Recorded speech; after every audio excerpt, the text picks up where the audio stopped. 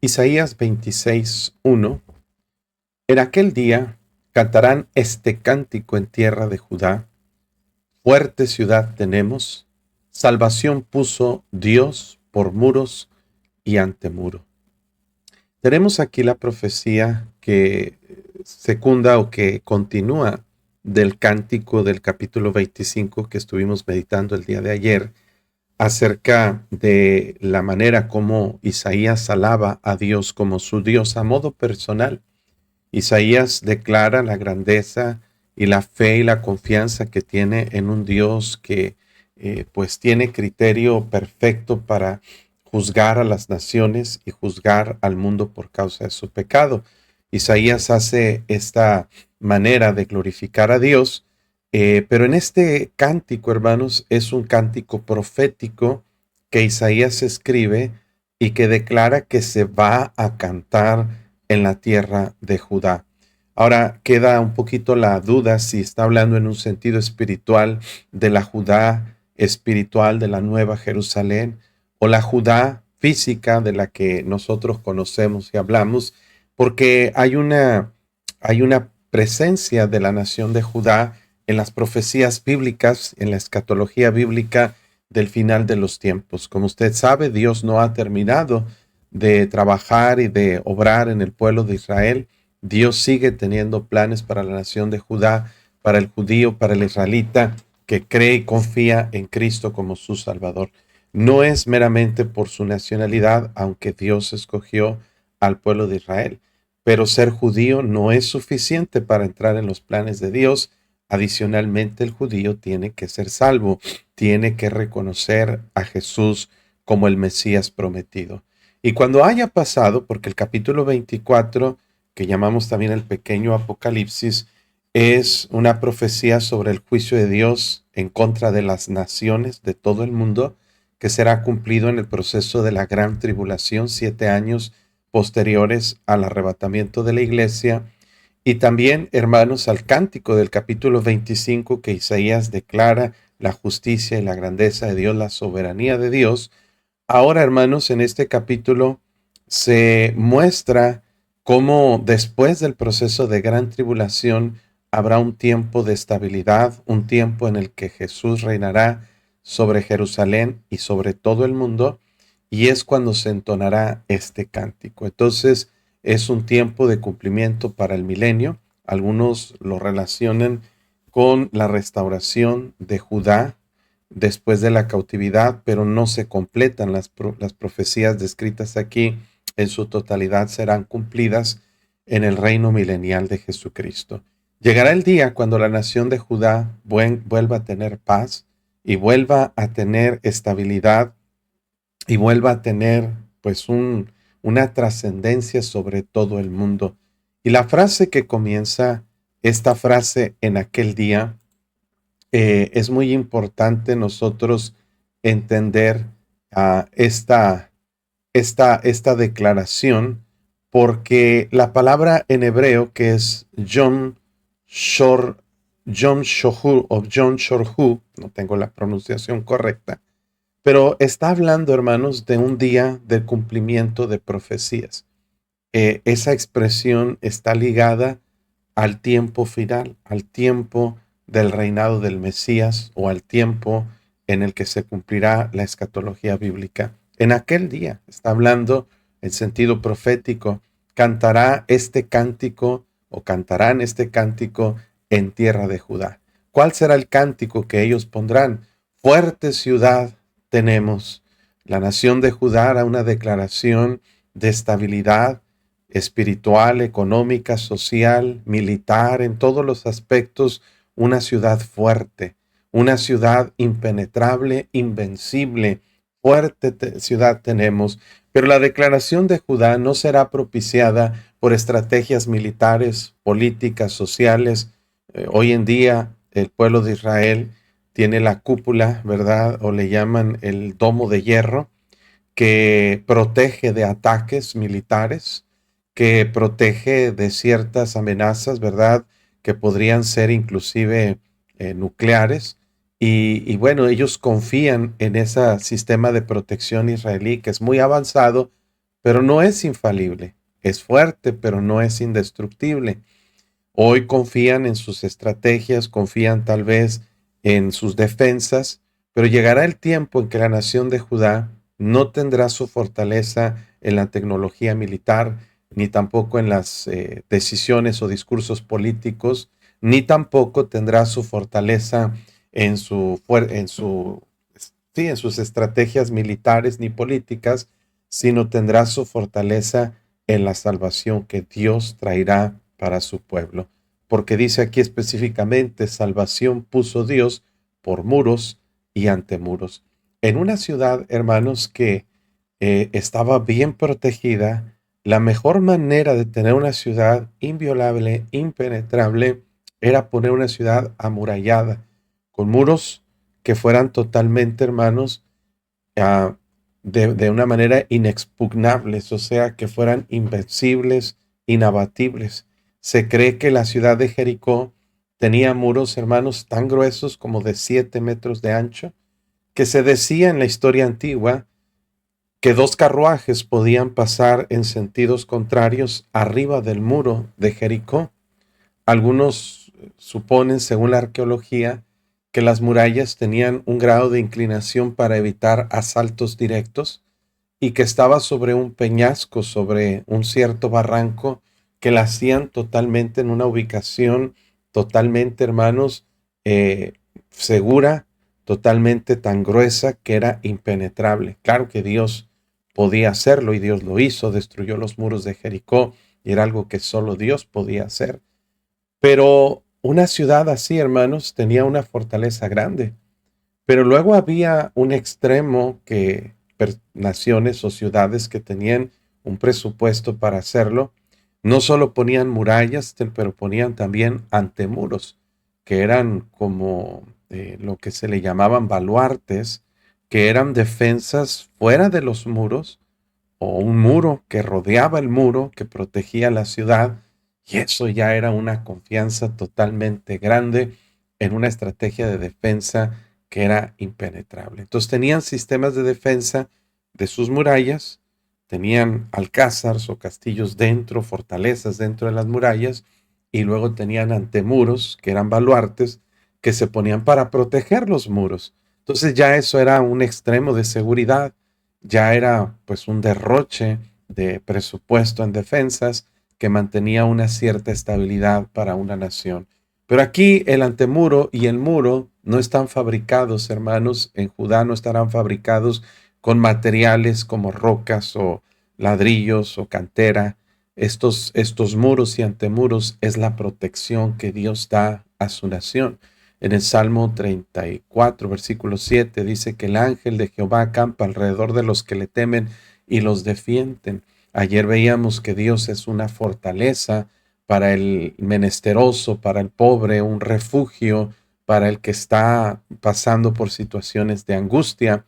Hoy vemos, hermanos, que la mejor manera que una nación pueda estar estable, firme y segura y protegida es bajo la protección de Dios. Así es de que este cántico es un cántico de celebración que Judá cantará en los tiempos, hermanos, después de la gran tribulación, cuando Judá será restaurada, pero también será protegida y será amparada por la protección de Dios.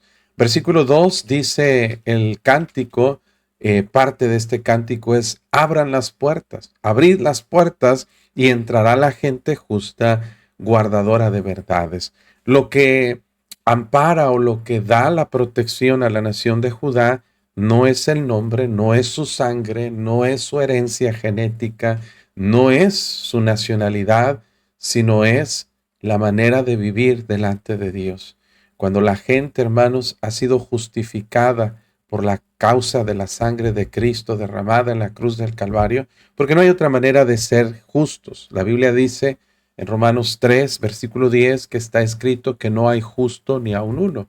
Lo menciona Proverbios, Eclesiastés, Salmos, y la Biblia nos enseña claramente que no hay en este mundo ninguna persona que pueda ser declarada justa delante de Dios. Justo es inocente, sin pena, sin culpa, sin castigo, sin ningún tipo de responsabilidad de quebrantar las leyes de Dios.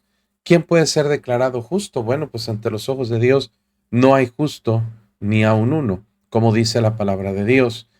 ¿Por qué? Porque todos hemos quebrantado las leyes de Dios. Todos hemos, hermanos, sido culpables de infringir. Santiago 2:10 dice que si alguno obedece toda la ley, pero ofendiere en un punto, se hace culpable de todos. Entonces, todos estamos bajo pecado, no por la pura culpa de Adán, sino por responsabilidad propia. Nosotros mismos elegimos el pecado y elegimos apartarnos de Dios, y por lo tanto ninguno de nosotros seríamos dignos ni capaces de entrar en la ciudad santa de Dios, pensando que se refiere a la Nueva Jerusalén. Ninguno podríamos estar capacitados para entrar, a no ser que el juez nos declarara justos, aunque somos culpables. Y la única manera de hacerlo es que alguien pudiera pagar el precio por nuestros pecados, y ese alguien es Jesucristo. Por eso dice la Biblia que justificados pues por la fe, tenemos paz para con Dios. Entonces, hermanos, los que entrarán en esta ciudad santa, en esta nueva Jerusalén, en esta Judá protegida y redimida por Dios, será gente que ha sido justificada por la sangre de Cristo y dice guardadora de verdades. Se me viene a la mente la idea cuando Dios profetiza acerca de la nueva Jerusalén en Apocalipsis 21, donde dice, vino entonces a mí uno de los 7 ángeles, que tenía las 7 copas llenas de las 7 plagas postreras, y habló conmigo, dice, ven acá, yo te mostraré a la desposada, la esposa del Cordero. Me llevó en el espíritu a un monte grande, alto, y me mostró la gran ciudad santa de Jerusalén, que descendía del cielo de Dios. Teniendo la gloria de Dios, su fulgor era semejante al de una piedra preciosísima como piedra de jaspe, diáfana como el cristal, muro grande y alto con 12 puertas, las puertas 12 ángeles y nombres inscritos que son los de las 12 tribus de los hijos de Israel. Y luego dice, y el muro de la ciudad tenía 12 cimientos, sobre ella 12 nombres con los 12 apóstoles del Cordero. El que hablaba conmigo tenía una caña de medir, y luego mide y dice, y luego dice que el material del muro era de jaspe, pero la ciudad era de oro puro, semejante al vidrio limpio, y los cimientos del muro de la ciudad estaban adornadas.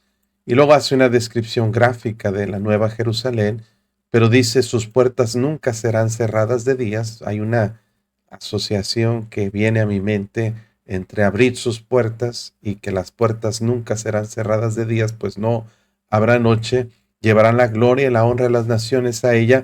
Y luego dice, no entrarán en ella ninguna cosa inmunda que hace abominación y mentira, sino solamente los que están inscritos en el libro de la vida del Cordero. Guardadora de verdades, verdades como el Evangelio de nuestro Señor Jesucristo, serán los que entrarán en esta ciudad perfecta, en esta ciudad guardada y protegida por Dios.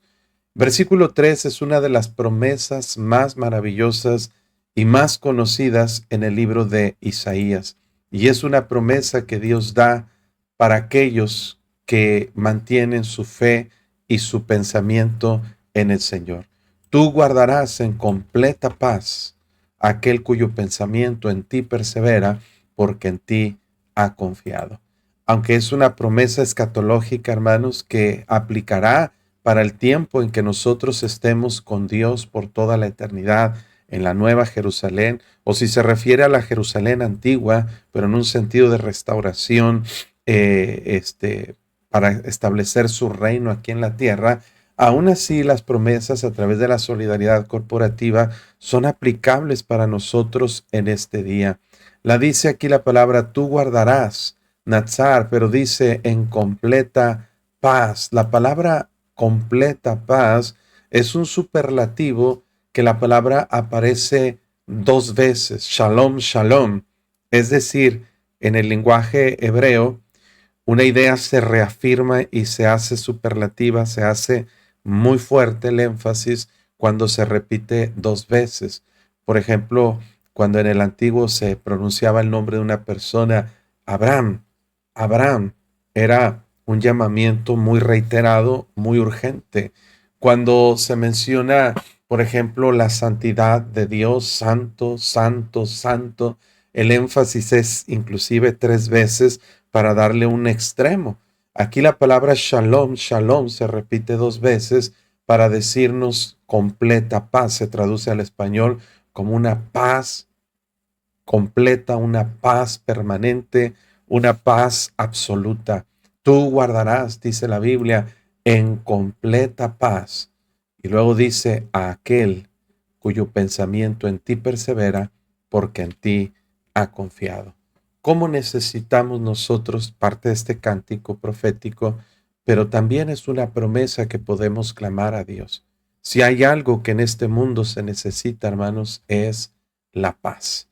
Este mundo ha vivido en conflicto, hermanos, por toda su existencia, desde que existe, hermanos, o desde que hay registros históricos de más de 3,000, casi, bueno, más de 3,000 años.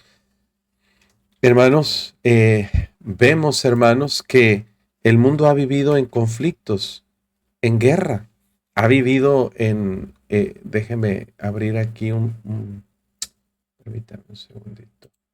El mundo ha vivido en guerras, ha vivido en conflictos bélicos, hermanos, prácticamente toda su historia. Desde 3,600 años antes de Cristo, estamos hablando de un registro histórico y arqueológico de más de 5,000, casi 6,000 años. Estadísticas, estudios, estuve leyendo este artículo que estoy sacando aquí, y era lo que quería mencionarles. Desde 3,600 años antes de Cristo, el mundo ha conocido solo 292 años de paz. Durante este periodo han habido 14,351 guerras. Este artículo es de hace más de 10 años, o sea que han aumentado mucho más las estadísticas. Pero hasta hace como unos 10 años, el mundo ha presenciado 14,351 guerras, grandes y pequeñas, en donde un total de 3,64 mil millones de personas han sido muertos. El valor de la propiedad destruida pagaría por una cinta de oro que correría alrededor del mundo entero con una medida de 156 mil, perdón, 156,43. Ok, ya, ahí le va, otra vez. En las guerras, el valor de la propiedad destruida pagaría por una cinta de oro que recorrería alrededor del mundo entero con una medida de 156,43 kilómetros de ancho y 1,005,84 centímetros de grueso. Estamos hablando de más de 1 metro de grosura de una cinta y de 156,43 metros de ancho, y esa cinta de oro puro podría dar la vuelta alrededor del mundo. Desde el año 650 antes de Cristo, desde antes de la caída del Imperio Babilónico, se han observado 1,656 carreras de armamentos. Solo 16 de ellas no terminaron en guerra. Las demás terminaron en un colapso económico de los países involucrados. Eh, entonces, hermanos, este artículo es interesante porque desde hoy, hermano, desde siempre, más bien las naciones han tenido el propósito, por ejemplo, de destruirse unas a otras. Sobre todo, hay muchas naciones con el énfasis de destruir a la nación de Israel. ¿Por qué tanto odio a la nación de Israel? Porque es el pueblo escogido por Dios y porque muchas de las profecías incluyen a Israel, Judá, Jerusalén, para el cumplimiento de las mismas. Si Satanás lograra destruir a Israel, lograra destruir a Judá y la ciudad de Jerusalén por completo, entonces, hermanos, lo que haría sería anular el cumplimiento de las promesas, hacer quedar a Dios como mentiroso, y Satanás tendría un cierto triunfo sobre Dios. ¿Por qué? Porque Dios no habría sido capaz de cumplir sus promesas, de cumplir sus propósitos y las profecías que él anunció. Fíjese, hay un dato estadístico. En 1832 se dio lugar la famosa Guerra de los Pasteles en México, que se originó, entre otras cosas, porque un dueño de un restaurante francés llamado Remontel solicitó a Francia, su gobierno, él viviendo en México, exigir al gobierno mexicano el pago de unos pasteles que algunos oficiales del gobierno de Santana se habían comido sin pagar. Francia mandó una flota de 10 barcos amenazando invadir México si no se pagaba esa indemnización. Fue una excusa para empezar una guerra. Circunstancias tan pequeñas como esa, hermanos, han provocado que el mundo no pueda tener paz. De más de 6,000 años de historia documentada, solo unos 290 años ha habido paz en el mundo, en lapsos muy pequeños en los cuales el mundo ha vivido, hermanos, en una estabilidad política, social y militar. Entonces, hermanos, el mundo no puede tener paz, no es capaz por causa del pecado, de las envidias, de los conflictos, de los temores, las amenazas. Muchas guerras son surgidas por un simple temor a que otra nación que tiene armamento más poderoso que el de ellos pueda llegar a decir atacarlos. Y muchas guerras son iniciadas por rumores, por conflictos pequeños que se desencadenan o que se desenlazan en conflictos que son internacionales. Hoy en día tenemos recientemente la guerra entre Israel y la Franja de Gaza, con los iraníes recientemente, y luego, hermanos, conflictos entre Rusia y sus vecinos, ¿verdad? Ucrania, y tenemos conflictos por todos lados, inclusive Estados Unidos con Venezuela, y por todos lados hay guerras, rumores de guerras. ¿Por qué, hermano? Porque el mundo no es capaz de tener una paz. Esto a nivel global, pero a nivel personal, tampoco nosotros muchas veces podemos encontrar, hermanos, la paz interior. ¿Por qué, hermanos? Porque tenemos una conciencia que nos lleva a tener temores, inseguridades, a tener ciertos ah, conflictos entre nosotros mismos y dentro, conflictos internos. Mucha gente vive con ansiedad, con depresión, vive, hermanos, sin poder dormir, sin poder comer, tienen temor a la muerte, tienen temores, hoy en día una de las palabras más utilizadas y más conocidas son las fobias. La palabra se ha abusado su uso para extremar todo tipo de temores. La gente tiene miedo a las arañas, a las alturas, a convivir con otros, tiene temores, hermanos, inseguridades con otras personas, un montón de cosas que hacen que una persona pueda vivir sin paz. Pero hermanos, tenemos que entender que la paz no es algo que el ser humano pueda alcanzar por sí mismo. La palabra de Dios dice aquí mismo en Isaías, y les mostré estos pasajes donde dice la Biblia que no hay paz para los malos, no hay paz para los impíos, dice Isaías 48:22, dice no hay paz para los malos, dijo Jehová. Es una declaración axiomática que Dios dice no la van a encontrar, la van a buscar, pero no la van a encontrar. En 57:21, no hay paz, dijo mi Dios, para los impíos. Entonces, hermanos, la gente no puede encontrar la tan anhelada paz que buscan, pues para sí mismos. ¿Por qué, hermano? Porque la paz solamente se encuentra en nuestro Dios. La paz solamente se encuentra en el Señor Jesucristo. Y esta promesa que Dios nos hace, tú guardarás en completa paz aquel cuyo pensamiento en ti persevera, porque en ti ha confiado. La única manera de poder tener una paz verdadera, una paz completa, como dice la palabra de Dios, hermanos, una paz que sobrepasa todo entendimiento, la única manera es a través de Jesucristo, a través de Jesucristo. ¿Por qué, hermanos? Porque eso es lo que Dios hizo a través de su muerte en la cruz del Calvario, a través de Jesucristo. Colosenses 1:20 dice, por medio de Cristo, de Él, reconcilió consigo todas las cosas, las que están en la tierra como las que están en los cielos, haciendo la paz mediante la cruz o la sangre de su cruz.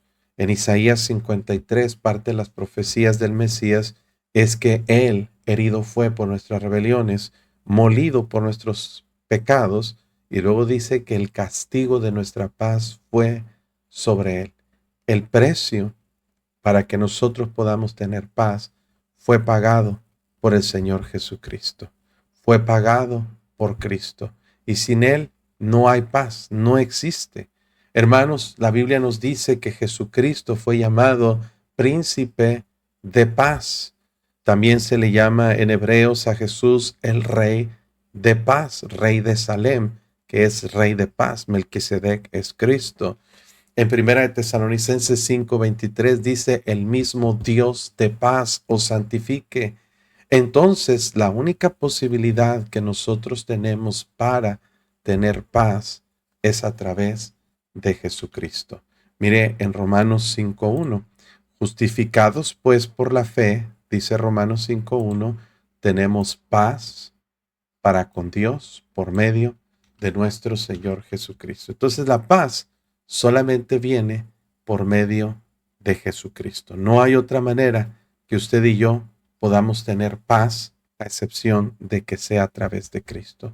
Pero versículo 3 de Isaías 26 dice, tú guardarás en completa paz aquel cuyo pensamiento en ti persevera. Aquí hay un gran consejo que yo le puedo dar, hermanos, según la palabra de Dios. Usted quiere tener paz, quiere tener tranquilidad, estabilidad, paz con Dios, paz consigo mismo y paz con los demás. Usted necesita mantener su mente, su pensamiento enfocado en una cosa. Usted necesita perseverar o tener su pensamiento constantemente. Persevera quiere decir que está fijado completamente y continuamente en el Señor Jesucristo. Cuando nuestros ojos están puestos en Cristo, hay una paz porque tú sabes que puedes confiar en Él. Tú sabes que puedes depender completamente de Él.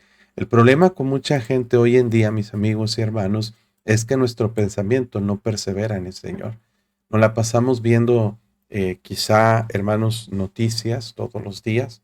Y hay cristianos que ven más las noticias que lo que ve en la Biblia, ven más las noticias que lo que pasan en oración. Y es la razón que estamos viendo violencia, inseguridad, asaltos, secuestros, y estamos manteniéndonos expuestos constantemente a malas noticias, a violencia, inseguridad y todo el caos que hay en este mundo, accidentes, que viene un cometa y que esto y que aquello, y nos la pasamos pensando, perseveramos nuestros pensamientos en los peligros, en las dificultades, en las cosas que pueden acontecer, y por eso vivimos frustrados y vivimos deprimidos y vivimos en ansiedad, porque nuestros pensamientos perseveran, pero no en Dios, perseveran en los peligros, perseveran en las dificultades, en los problemas, en nuestro estado de salud. Cuando le diagnostican una enfermedad, nada más está pensando usted en esa enfermedad y sus posibles consecuencias. Es que dijo el doctor que me iba a dar esto, que me iba a dar aquello, que me puedo morir. Y la gente se deprime, se angustia, se desanima. Pero cuando nuestros pensamientos perseveran en Dios, hermano, ahí no hay manera que nosotros podamos ser, pues de alguna forma, que no se nos pueda quitar esa paz de Dios, que podamos ser vulnerados o que podamos ser intimidados por los peligros o asustados por los peligros que enfrentamos. Cuando nuestros pensamientos perseveran en Dios y vemos, como menciona el versículo 1, que Dios puso salvación por muros y antemuros, y perseveramos en ese pensamiento, podemos vivir en paz. Por eso Filipenses capítulo 4, versículos 6 y 7 dice, por nada estéis afanosos, por nada estés preocupado, sino sean conocidas tus peticiones delante de Dios en toda oración y súplica con acción de gracias. Y vamos a verlo porque es bien importante cómo la mente puede influenciar sobre nuestro estilo de vida. Una persona que no controla sus pensamientos, que no está dependiendo y confiando en Dios, no va a encontrar la paz de Dios, va a estar siempre intranquilo, inseguro. Mire, dice la Biblia, por nada estéis afanosos, preocupados, afanados, estresados, es la palabra, sino sean conocidas vuestras peticiones delante de Dios en toda oración y ruego con acción de gracias. Y consecuencia de la oración, la paz de Dios, que sobrepasa todo entendimiento, guardará vuestros corazones y vuestros pensamientos en Cristo Jesús. Note eso, hermanos, cuando nosotros pasamos tiempo orando a Dios, eso provoca que nuestro pensamiento persevere en Dios, pasando tiempo en oración, leyendo su palabra, nuestro pensamiento está enfocado en las palabras de Dios, en hablar con Dios, en descargar nuestros problemas en Dios y el resultado, la paz de Dios, que sobrepasa todo entendimiento, guardará nuestros corazones y nuestros pensamientos. Por lo demás, hermanos, todo lo que es verdadero, todo lo honesto, lo justo, lo puro, lo amable, lo que es de buen nombre, si hay virtud alguna, si algo digno de alabanza, en eso pensad, en esto pensad. Dios está diciendo, si cuidas tus pensamientos, vendrá la paz. Si tus pensamientos se enfocan y perseveran en los peligros y situaciones de la vida diaria, pues entonces viene el afán, viene la ansiedad y la preocupación. Así es de que lo que necesitamos para encontrar la paz de Dios es pasar tiempo meditando en oración, pero también en la palabra de Dios. Mire el Salmo 119 y versículo, vamos a ver Salmo 119. Le estoy mostrando, según la Biblia, cómo podemos encontrar la paz de Dios en nuestros corazones. 165. Mire lo que dice aquí. Mucha paz tienen, ¿quiénes, hermanos? Los que aman tu ley. Y no hay para ellos, dice, tropiezo. La palabra de Dios nos da paz. Usted persevera en pensar en lo que dice Dios en su palabra y la paz de Dios le va a venir como consecuencia, porque usted no va a estar pensando en lo que dijo Donald Trump, lo que dijo Nicolás Maduro, lo que dijo Claudia Sheinbaum o lo que dijo cualquier político en el mundo. Sus pensamientos no están dependiendo, su paz no depende de lo que dice un político. Hay gente que está muy preocupada, muy afanada en los Estados Unidos por el ambiente que hay de deportaciones, de redadas que se están haciendo, y como no tienen documentos, están muy angustiados que en cualquier momento los puedan atrapar y sacar del país. Es una posibilidad y es un riesgo real. Pero cuando tu pensamiento está en eso, ay, me van a agarrar, me van a atrapar, y vas manejando, vas frustrado, vas asustado, vas a trabajar, no puedes ni ir a la iglesia, no puedes andar en la tienda. Eso no es vida, mi amigo, mi hermano. Tú necesitas vivir con la paz de Dios pensando, bueno, si es la voluntad de Dios que yo esté en México, voy a estar en México. Y si es la voluntad de Dios que yo esté en Estados Unidos, voy a estar en Estados Unidos. Pero yo no voy a vivir preocupado, estresado, angustiado por qué es lo que me va a pasar o por lo que me depara el destino. Mi vida no está en las manos de la suerte, de la casualidad, ni siquiera de un gobierno o del ICE o de una enfermedad o de un doctor. Mi vida está en las manos del Señor. Y si yo en estos momentos enfoco mi atención en perseverar mis pensamientos en Dios, dice la Biblia, tú guardarás en completa paz a aquel cuyo pensamiento en ti persevera. ¿Qué es lo que estás pensando, hermano?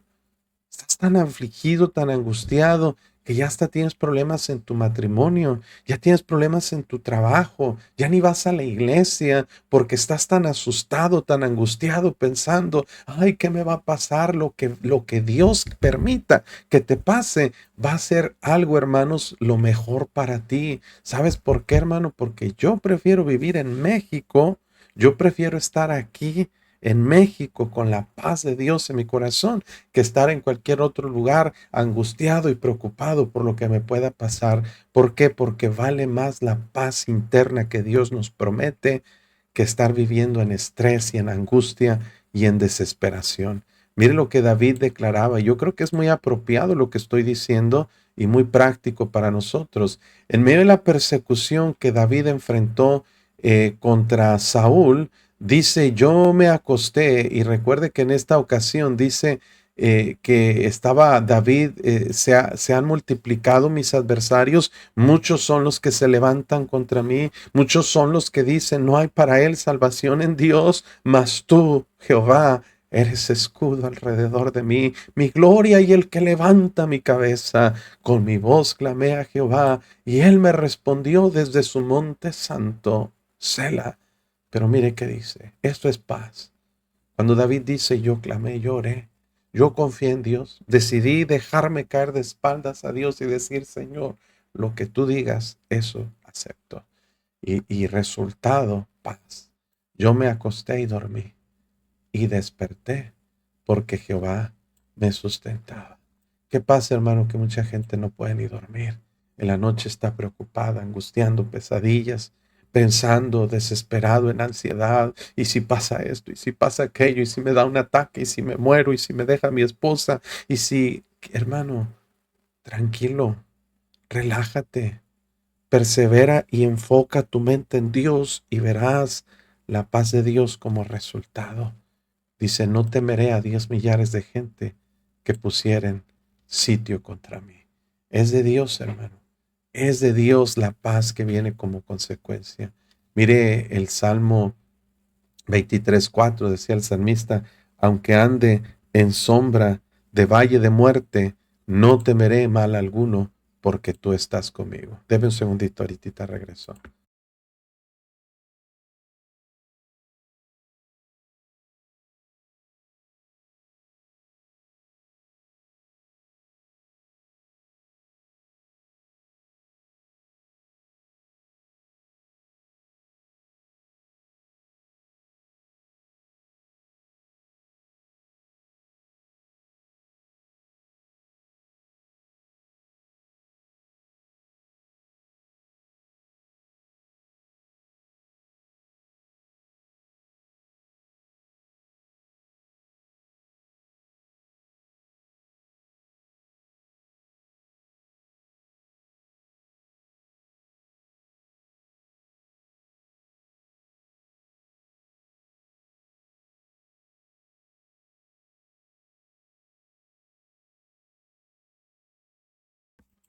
Muy bien. Entonces, hermanos, la paz de Dios. Tú guardarás en completa paz aquel cuyo pensamiento en ti persevera. Mire el Salmo 56:4. Y yo le podría hablar más de una hora sobre este tema, o mucho más, porque es un tema recurrente en la Biblia. Dice aquí la palabra de Dios, en Dios alabaré su palabra, en Dios he confiado, no temeré. ¿Qué puede hacerme el hombre? ¿Qué puede pasar fuera del control, del propósito y del plan de Dios? El entender y conocer el poder de Dios nos hace vivir a nosotros confiados. Y bueno, yo quise extender este tema un poquito porque cómo necesitamos la paz de Dios, hermanos, en nuestra vida.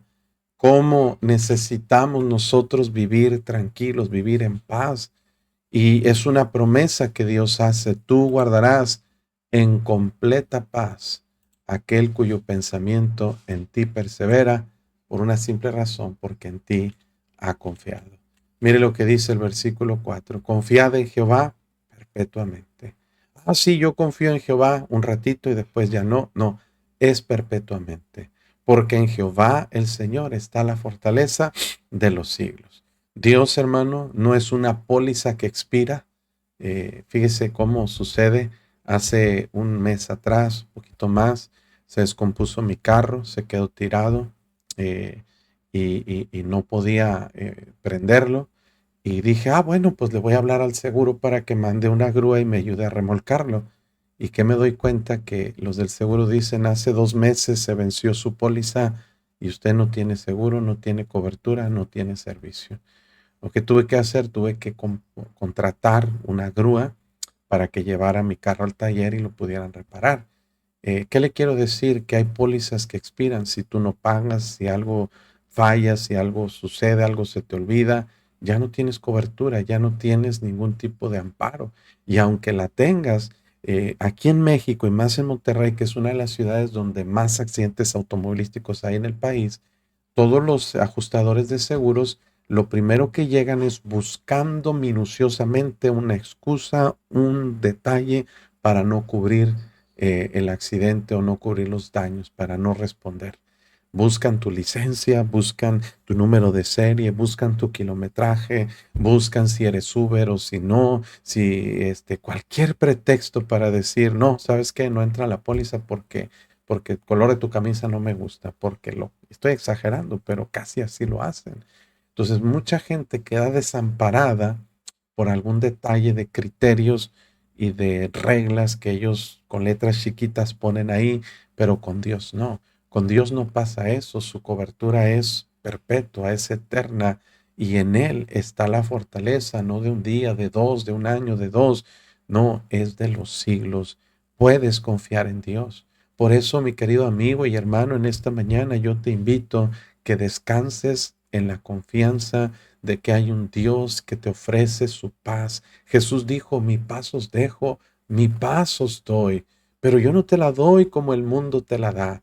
En el mundo tendréis aflicción, pero dice, confiad, yo he vencido al mundo, yo no soy como el mundo. Yo no te ofrezco la paz de un seguro, yo no te ofrezco la paz de un estado de salud o una paz que te ofrece cierta certeza o seguridad económica. El dinero, puedes tener dinero y vives con una cierta tranquilidad, pero el problema es que el dinero no te puede sanar, el dinero no te puede llevar al cielo, no puede restaurar tu matrimonio, no te puede ayudar. Dice la Biblia, no, ¿de qué sirven las riquezas en el día de la ira? Cuando vienen situaciones que el dinero no puede comprar, esa paz se pierde, por eso mucha gente está obsesiva con tener dinero porque les genera un poco de paz que en un mundo de incertidumbre no pueden conseguir. Entonces se aferran a esa pequeña paz que el dinero les puede dar, pero es muy incompleta y muy escasa y muy vana esa paz.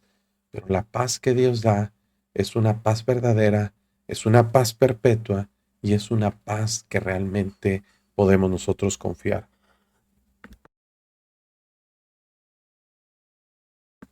Perdón. Dice, porque derribó a los que moraban en el lugar sublime, humilló a la ciudad exaltada, la humilló hasta la tierra y la derribó hasta el polvo. Una de las razones que podemos confiar en Dios es que Él tiene la capacidad de impartir justicia en este mundo. Y si el problema que nos lleva a nosotros es ver inseguridad, violencia, injusticia que hay en este mundo, mire, México se está cayendo a pedazos la seguridad. Acaban de matar hace unos días al alcalde de Uruapan, Michoacán. Me cuenta un misionero que tenemos ahí, hermanos, que andan camionetas con hombres armados para acá y para allá. No saben si son soldados, si son policías, si son narcotraficantes, si son fuerzas armadas, civiles. No se sabe. Es una anarquía total la ciudad de Uruapan y otras muchas ciudades de México. Aquí en Nuevo León, en Tamaulipas, hermano, pasar por las carreteras de cuota y libres es, hermanos, toda una odisea. Están deteniendo carros, asaltando, secuestrando, robando. Hermanos, ya la inseguridad está desbordada, está cayéndose a pedazos este mundo. ¿Por qué? Porque sabemos y nadie lo quiere decir y todos lo evitan el tema, pero es más que evidente que el gobierno está completamente infiltrado por el crimen organizado. Y nos duele decirlo, y nos cala decirlo, y nos enoja escucharlo, pero es una realidad. Hermano, ya no puedes confiar ni en la policía, ya no puedes confiar en el gobierno, ya no puedes confiar, y en todos lados es igual. Y eso nos lleva a pensar, pues, ¿qué va a pasar con nosotros? Bueno, pues hay un Dios que es justo, que nos cuida, nos protege y es capaz de proteger nuestra vida. Mira, porque Dios derribó, dice Isaías, hablando de los juicios del capítulo 24, Él asoló aquellas ciudades que vivían en soberbia, en opulencia, hablando de la Babilonia antigua, hablando de todos los imperios que Dios trajo juicio, humilló la ciudad exaltada. Podría referirse a los asirios, a los babilonios, a los griegos, a los romanos, a todo el mundo. La humilló hasta la tierra y la derribó, dice, hasta el polvo. Dios tiene la capacidad. La hollará a pie, los pies del afligido, los pasos del menesteroso. Solo Dios es capaz de poner orden en este mundo y lo va a hacer. En aquel día, dice el versículo 1, en aquel día, cuando Dios ponga las cosas en orden, hermano, todo va a funcionar en perfecto equilibrio, armonía, honestidad. ¿Por qué? Porque Dios gobernará, Cristo gobernará sobre este mundo. Y Dios, hermano, dará que la balanza se incline a favor de la justicia. El camino del justo es rectitud. Tú que eres recto, pesas el camino del justo. Es decir, hermano, los criterios de la moralidad no están sujetos a la opinión humana, no están sujetos a una construcción social. Es Dios quien decide y establece la brújula de la moralidad. Él es el que enseña lo que es bueno, lo que es agradable, y Él decide lo que es justo. No nosotros, porque somos muy parciales, somos muy convenencieros en cambiar leyes, en decir, bueno, las drogas son malas y luego no, las drogas son buenas, vamos a legalizarlas. El aborto es malo, no, el aborto es bueno, vamos a legalizarlo. Y al rato van a estar legalizando todas las conductas inmorales, inapropiadas, como la homosexualidad, las ideologías de género, el pervertir y el corromper y el mutilar los cuerpos de niños para adaptarlos a una reorientación de una sexualidad que está totalmente vulnerada, perdón,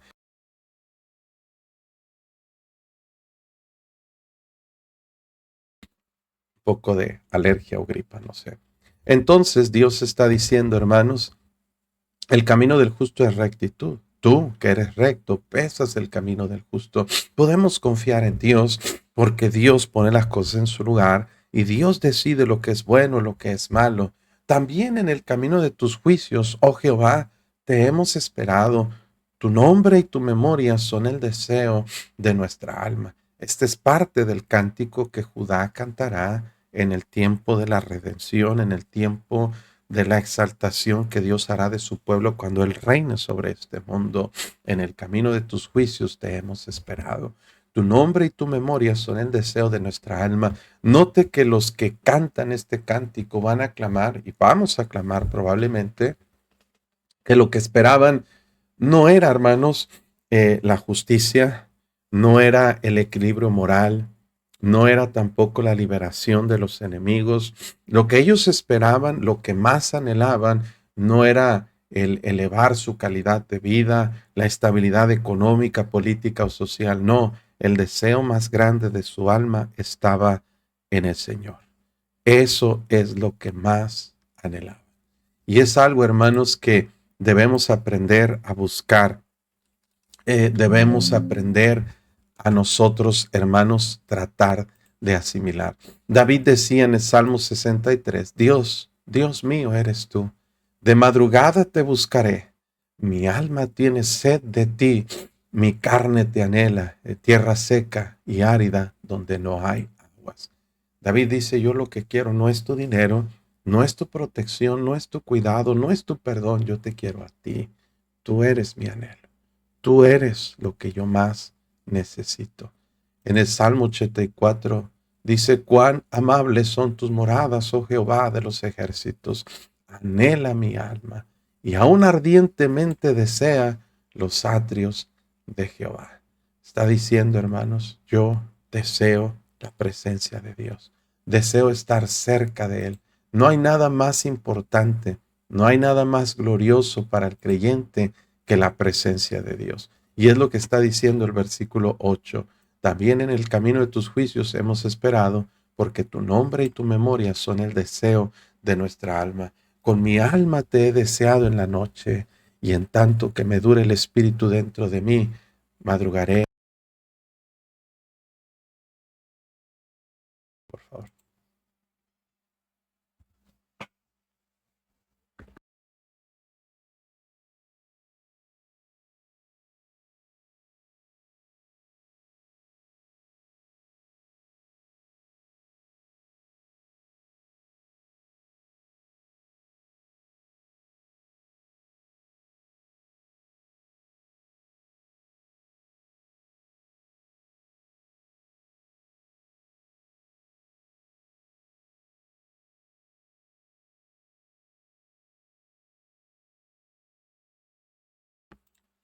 Perdón, el deseo más grande para un creyente, hermanos, es una relación cercana con Dios. Versículo 9 dice, con mi alma te he deseado en la noche, y en tanto que me dure el espíritu dentro de mí, madrugaré a buscarte, porque luego que hay juicios tuyos en la tierra, los moradores del mundo aprenden justicia. Fíjese qué declaraciones tan interesantes las que da Isaías en este cántico. Un verdadero creyente que tiene la paz de Dios en su corazón anhela más de perseverar su pensamiento en el Señor, porque es el motivo, la causa de su paz. Y luego eventualmente esa relación se vuelve tan, déjeme usar la expresión simbiótica, porque dependemos completamente de Él, porque anhelamos su presencia y se vuelve para nosotros un anhelo y una paz que nos anhela en la noche estar cerca de Dios y no esperamos el tiempo para despertar y poder nuevamente buscar su presencia. Dios nunca pone como mandamiento que nos levantemos a cierta hora, que en la mañana oremos o leamos la Biblia. No es una regla que Dios nos pone. A veces nosotros pensamos, tienes que orar, tienes que leer tu Biblia. Y el creyente muchas veces, pues es que no lo hice, estoy en pecado. Y sí, hermano, eso nos hace más vulnerables, pero no es un mandamiento que Dios nos exija. Lee, ora, aunque son cosas que Dios nos recomienda y nos manda hacer, no nos obliga a hacerlo, pero no debería ser una obligación, ni debería ser tampoco un mandato. Debería ser un anhelo de cada creyente, hermanos, que ve el resultado de tener una comunión cercana con Dios, tener un anhelo de estar cerca de Él, tener un anhelo de buscarlo y no esperar, hermanos, que lo primero que en la mañana, cuando se abren los ojos, lo primero que viene a nuestra mente es una necesidad inherente de Dios, una necesidad de buscarle. El borracho se levanta buscando el alcohol, el adicto se levanta buscando sus drogas. Y así cada persona, hermanos, que está obsesionada, que está totalmente dependiente de algo, lo busca desde temprano.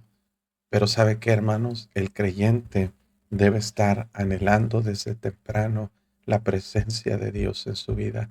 Y debería ser, hermanos, algo que nos motive a levantarnos más temprano para ir a buscar su rostro en oración, para ir a abrir su palabra y escuchar de Él lo que tiene para decirnos. Hermanos, si usted no tiene un anhelo de Dios, probablemente usted no tiene al Espíritu Santo morando dentro. Fíjese qué interesante que la Biblia dice que el Espíritu que la ha hecho morar en nosotros nos anhela celosamente. El Espíritu Santo quiere escuchar nuestra voz, quiere tener comunión con nosotros, quiere llenarnos y guiarnos en nuestra vida. Pero la mayoría de los cristianos no tienen un deseo por Dios. Es decir, hermano, ven el cristianismo como un pesar. Lo ven con una apatía, indiferencia, como que, leer la Biblia, orar, escuchar un programa de estudio bíblico, qué aburrido. Pero no ven como problema ver una película, ver una novela. Se avientan cientos de capítulos de una telenovela, cientos de episodios de una serie, hermano, y ahí están, uno tras otro, y hasta Netflix te pregunta, ¿todavía sigues ahí? ¿Por qué? Porque sorprendido de que tanto tiempo estés invirtiendo en algo que es totalmente inservible, algo que es totalmente improductivo. Pero hermanos, ¿por qué nuestro corazón no anhela la presencia de Dios? Dice, con mi alma te he deseado en la noche, y en tanto que me dure el espíritu dentro de mí, madrugaré a buscarte, porque luego que hay juicios tuyos en la tierra, los moradores del mundo aprenden justicia. Qué triste que a veces necesitamos circunstancias fortuitas para poder aprender y desear buscar a Dios. Cuando hay estabilidad, pensamos, no necesito a Dios. Ah, yo busco a Dios cuando lo ocupe, lo usamos como un extintor contra incendios, como una herramienta en casos de emergencia, pero no tenemos una disposición a buscarle con todo el corazón. Y muchas veces hasta que no sentimos el agua hasta el cuello, cuando no sentimos las circunstancias extremas, no buscamos a Dios ni sentimos necesidad de Dios. Pero no tengas un hijo en el hospital, porque ¿cómo vas a anhelar de Dios? No tengas que te corran del trabajo, en eso que dependías, porque ¿cómo buscarás a Dios?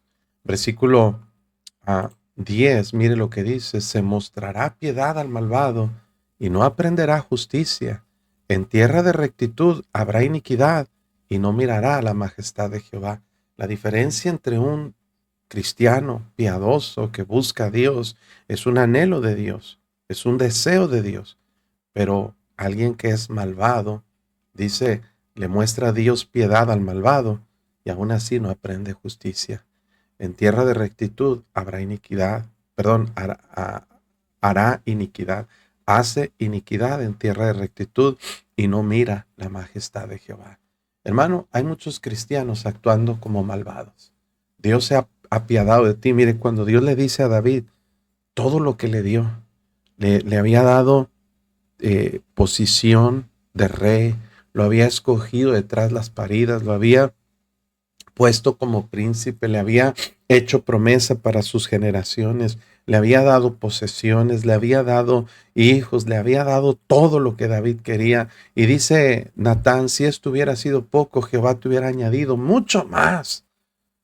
Pero sabe que David mostró iniquidad en la piedad que Dios le había mostrado. No hizo justicia, hizo injusticia. En tierra de rectitud hizo iniquidad. Y muchas veces nosotros somos así. ¿Cómo Dios ha sido bueno con nosotros? ¿Cómo Dios nos ha bendecido, nos ha salvado, derramó su sangre por nosotros? Nos ha dado, hermanos, una iglesia, nos ha dado su palabra, nos ha dado su Espíritu Santo, nos ha dado vida, nos ha dado salud, nos ha dado tanto. Y aún así, dice la Biblia, se muestra piedad al malvado y no aprende justicia. En tierra de rectitud hará iniquidad y no mirará la majestad de Jehová. Jehová, tu mano está alzada. Y esta es una representación, una ilustración del juicio que Dios traerá a las naciones, pero ellos no ven. Verán al fin y se avergonzarán los que envidian a tu pueblo y a tus enemigos fuego los consumirá. Hay gente que cuando se dé cuenta la magnitud de sus decisiones, de no oír a Dios, de no hacer caso, de no vivir para Él, va a ser demasiado tarde. Va a ser demasiado tarde. ¿Por qué? Porque fuego, dice la Biblia, los consumirá. Habrá castigo, habrá juicio de parte de Dios contra ellos. Jehová, tú nos darás paz. Otra vez, tú nos darás paz porque también hiciste en nosotros todas nuestras obras. Qué hermoso lo que dice este versículo. Dios tiene el anhelo, el deseo de darnos a nosotros la paz, como Jesús dijo, mi paz os dejo, la paz os dejo, mi paz os doy. No la paz del mundo, mi paz. Pero dice aquí, porque también hiciste en nosotros todas nuestras obras. O sea, no es un mérito que nosotros tengamos. No es por algo que nosotros merezcamos recibir. Es porque Él ha tenido gracia y Él ha producido en nosotros nuestras obras. O sea, no ha sido mi talento, mi habilidad, mi intención, mi deseo, mi bondad. Es la bondad de Él para con nosotros. Jehová Dios nuestro, otros señores fuera de ti se han enseñoreado de nosotros, pero en ti solamente nos acordaremos de tu nombre. Hubo tiempo en que la nación de Judá fue sometida a otros señores, a otros dioses, a otros pueblos. Se enseñorearon de ellos, pero dice en ti solamente nos acordaremos de tu nombre. Solo Dios pudo hacer que el pueblo pudiera avanzar, progresar, pudiera estar en completa paz.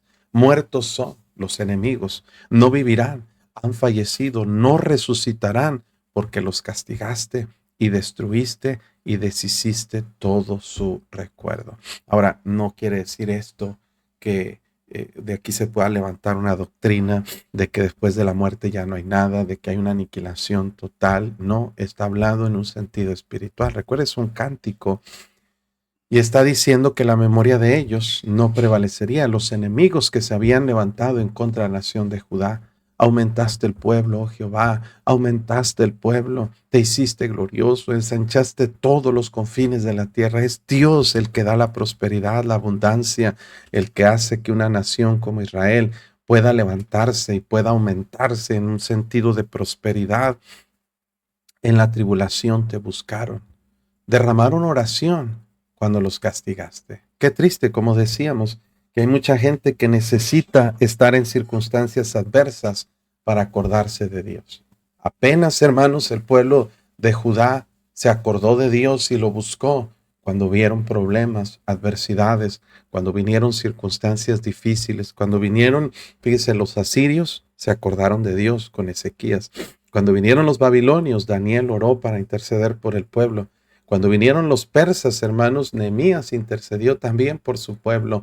Necesitaban estar en situaciones completamente extremas para buscar a Dios. Qué triste, hermanos, que eso muchas veces sucede. Fíjese lo que dijo eh, Oseas, el profeta, en el capítulo 5, versículo 15 de parte de Dios. Dice, andaré y volveré en mi lugar, dice Dios, hasta que reconozcan su pecado y busquen mi rostro. Mire qué dice, en su angustia me buscarán. Dios está diciendo, los voy a poner en una situación extrema para que se acuerden que necesitan de mí. Y hay veces, hermanos, que Dios tiene que ponernos en una situación en la que ya no podemos encontrar qué hacer. Económicamente, en alguna enfermedad, en alguna situación en tu matrimonio, en alguna situación en tu trabajo, en tu ministerio.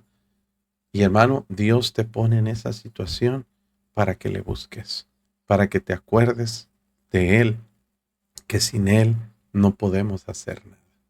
Yo no sé lo que tú estás enfrentando en esta mañana, no sé cuáles son las circunstancias que rondan en torno a tu vida, pero piensa que tal vez Dios está llamando tu atención para que le busques, que Dios tal vez está diciendo, en la tribulación te buscaron, derramaron oración cuando los castigaste. Ahora sí, Señor, te necesito, ahora sí, Señor, apiádate de mí, pero no en una actitud arrogante, Dios, yo nunca te he pedido nada, no, sino en humildad, en reconocimiento. Mire el versículo 17, como la mujer encinta cuando se acerca al alumbramiento gime y da gritos en sus dolores. Así hemos ido delante de ti, oh Jehová. Isaías dice, cuando hemos estado en problemas, te hemos buscado. Y da una ilustración gráfica muy extrema de una mujer cuando se acerca a su parto y grita con sus dolores. Dice, así hemos gritado, oh Jehová, concebimos, tuvimos dolores de parto. Pero mire, dice, dimos a luz viento, no nos sirvió de nada. Ninguna liberación hicimos en la tierra, ni cayeron los moradores del mundo. Hay veces que pareciera que Dios no escucha, que Dios no responde, porque tratamos de depender de nuestros rituales religiosos, tratamos de responder aún o de depender totalmente de nuestra espiritualidad. Pero dice Isaías, eso no trajo ningún resultado. Fue Dios. Es Dios y solamente Dios el que puede hacer. Tus muertos vivirán, sus cadáveres resucitarán. Despertad y cantad, moradores del polvo. En un sentido, algunos ilustran esto como un resurgimiento de la nación de Israel, pero acuérdense que estamos hablando de una profecía en un sentido escatológico de los tiempos, hermanos, del final, cuando Dios habla de la primera resurrección, cuando Dios despertará tanto a su pueblo como a sus redimidos. ¿Para qué, hermano? Para recompensarlos, porque tu rocío es cual rocío de hortalizas y la tierra dará sus muertos. La Biblia nos habla de dos resurrecciones. La primera resurrección, que es de los creyentes, donde estaremos nosotros también ahí. Si dice la Biblia, esta resurrección de los muertos comienza desde el rapto de la iglesia, porque dice la Biblia que que dice en 1 Tesalonicenses 4 que el Señor mismo con voz de mando, con voz de arcángel, descenderá del cielo y los muertos en Cristo resucitarán primero. Y esta primera resurrección abarca hasta el tiempo, hermanos, en que los creyentes de la gran tribulación serán vueltos a la vida, donde serán resucitados, serán revividos. ¿Para qué? Para que puedan estar sirviendo al Señor. Y la segunda resurrección habla del castigo eterno, de Apocalipsis 20 y 21, que los muertos entregaron los muertos, que la muerte entregó los muertos y el Hades que había en ellos, el mar entregó los muertos que había en él y fueron juzgados según sus obras, y el que no se haya inscrito en el libro de la vida fue lanzado al lago de fuego. Dice aquí el versículo 20, anda, pueblo mío, entra en tus aposentos, Cierra tras ti tus puertas, escóndete un poquito, por un momento, en tanto que pasa la indignación. Este versículo está hablando de cómo Dios va a proteger a su pueblo mientras trae juicio a las naciones. En un sentido, puede aplicarse a dos cosas. Número uno, cuando la iglesia es arrebatada y guardada del peligro, nos guarda por el tiempo de la gran tribulación, pero también durante el tiempo de la gran tribulación, su pueblo Israel, dice la Biblia, que va a huir al desierto, donde se tiene un lugar para él en el desierto, para que sea sustentado por 3 años y medio. Y en ese tiempo de gran tribulación, Dios va a tratar con el pueblo, con las naciones, con el mundo. Con la indignación habla de un juicio sobre las naciones, mientras su pueblo va a estar resguardado antes de que venga el castigo de Dios. Porque aquí Jehová sale de su lugar para castigar al morador de la tierra por su maldad contra él. Es una sentencia que Dios dicta, hermanos, y promete protección y aún paz para su pueblo. Y la tierra descubrirá la sangre derramada sobre ella y no encubrirá ya más a sus muertos. Si algo vemos, hermanos, desde el tiempo que Caín mató a Abel, ¿verdad? Toda la historia de la humanidad, hermano, ha habido tantos pecados, tantos asesinatos y derramamientos de sangre que no han sido vengados correctamente. Tantos crímenes que se han cometido en este mundo. Y Dios dice, la tierra va a descubrir toda la sangre derramada sobre ella y no encubrirá ya más a sus muertos. México, hermano, es uno de los países donde el grado de impunidad es más alto en todo el mundo. Asesinatos todos los días y las carpetas de investigación que se abren solamente es ajuste de cuentas por crimen organizado, y todos esos crímenes quedan sin resolver. Nadie es castigado, nadie enfrenta la justicia, montones de crímenes, hermanos, que no son resueltos. Hubo una muchachita que hace años aquí en Escobedo se perdió, la encontraron muerta en una cisterna, saben que alguien la mató, los dictámenes dicen que hubo un homicidio, nunca se resolvió el caso, ningún caso se resuelve. Y no es incompetencia, es falta de voluntad. El ser humano no quiere llevar a cabo la justicia, pero un día Dios va a traer justicia a este mundo y ya no va a haber encubrimiento ni impunidad, porque Dios es el juez que traerá y dará a cada uno según sus obras. El cántico de Isaías 26 es un cántico de esperanza que para nosotros trae, hermanos, paz, trae confianza, trae mucha certidumbre, pero para el impío trae advertencia. Yo creo, hermanos, que entendiendo este capítulo, podemos tener nosotros más confianza en nuestro Dios y quedarnos con este versículo 3, donde dice, tú guardarás en completa paz aquel cuyo pensamiento en ti persevera, porque en ti ha confiado. Una pregunta, ¿usted confía en Dios? Sí, pastor, yo confío en Dios. Entonces, ¿por qué vives preocupado? La preocupación es resultado de una falta de confianza. ¿Qué te preocupa? ¿Te preocupa que Dios no pueda? ¿Que Dios no sepa? ¿Que Dios no haga? ¿Qué es lo que te lleva a perder la paz que hay en tu corazón? Tú guardarás en completa paz aquel cuyo pensamiento en ti persevera, porque en ti ha confiado. Si tú confías en Dios, deja la preocupación, deja el afán y deja la angustia que hay en tu corazón. Hasta aquí llegamos con la meditación de este capítulo. Espero que les sea de ayuda y de bendición. Espero que usted pueda estar bien arraigado en su pensamiento en Cristo. Vamos a recordarles, por favor, que le dé like a la publicación, que comparta y que nos diga de dónde nos está escuchando.